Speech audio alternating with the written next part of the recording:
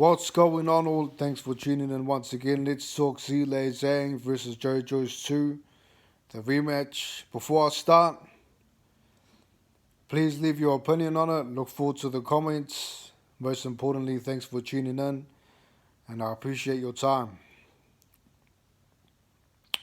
So this is a fight for the WBO mandatory position.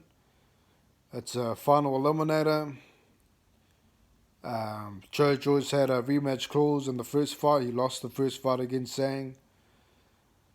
So he's going for the immediate rematch. So he had a choice to either have another fight before fighting Zhang, and vice versa. Zhang could have fought someone else before fighting Joyce. Both guys have agreed to fight each other immediately in an immediate rematch.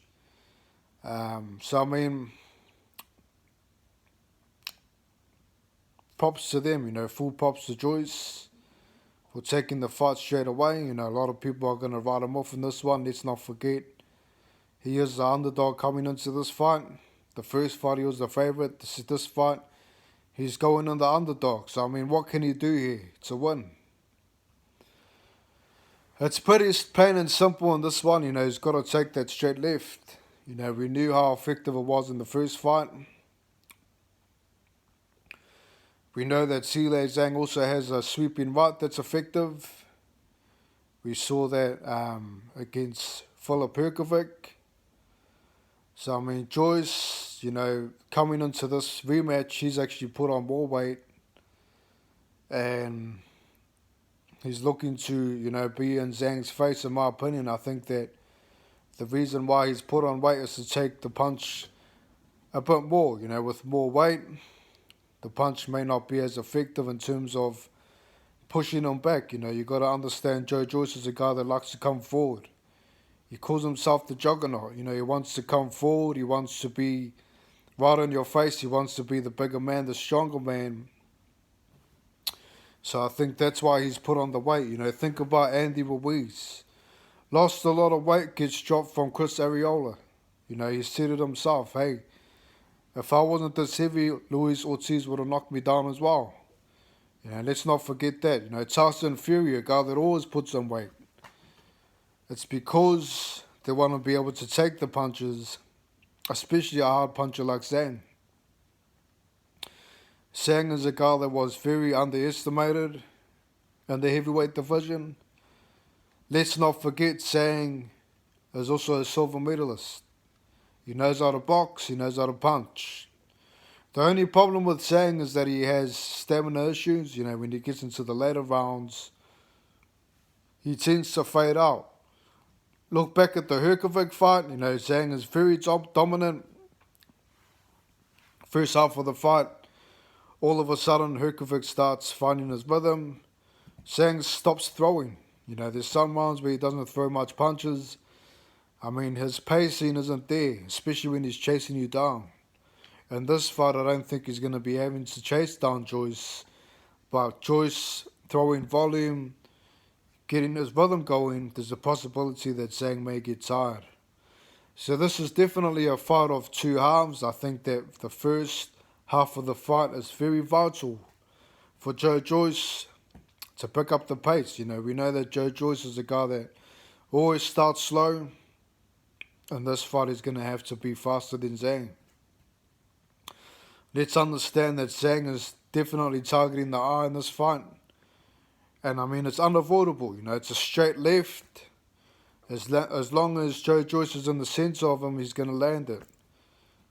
Joyce, a guy that lines up his left jab to Zhang's right, his lead right, because he's southpaw. It's very hard for Joyce to avoid getting hit from the straight left.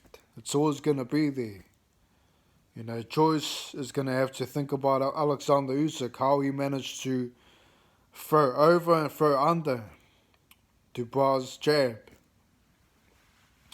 It's very important that Joyce is very dominant with the jab. He needs to make sure that Zhang can't just throw the left hook. The straight left, like he did in the first fight. The main problem with that was that Joyce couldn't get his jab off.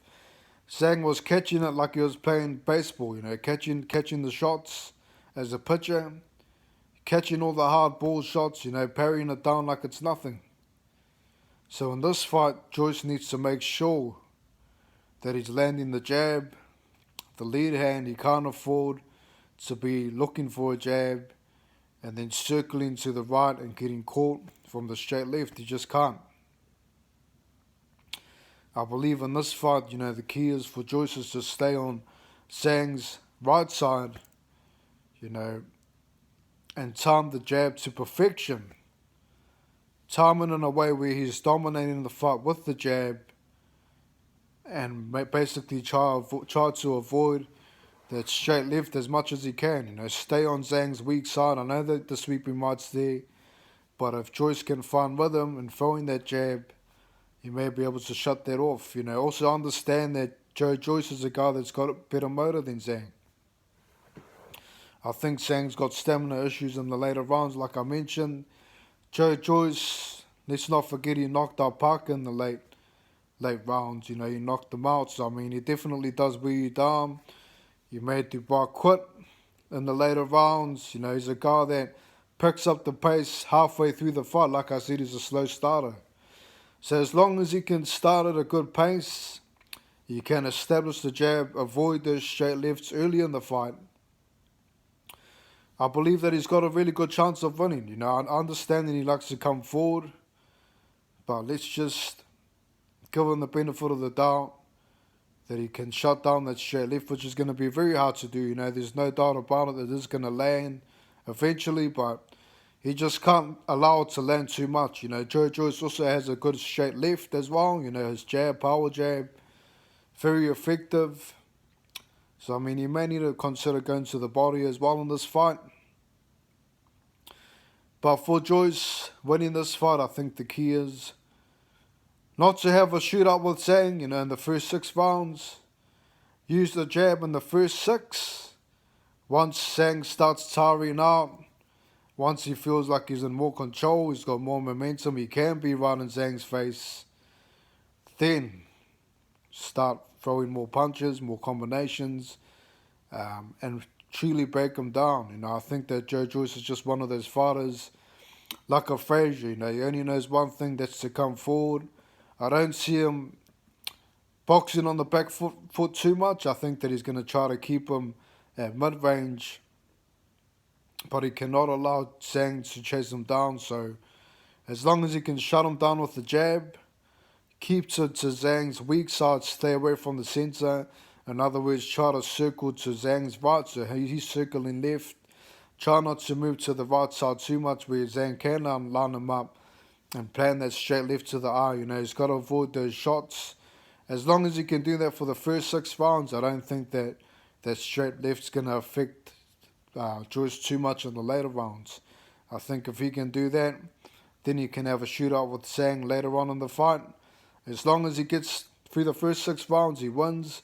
The flip side of this is if Zhang's landing early in the first 2-3 rounds, if Joyce is marked up, we know that Zhang's going to win that fight again.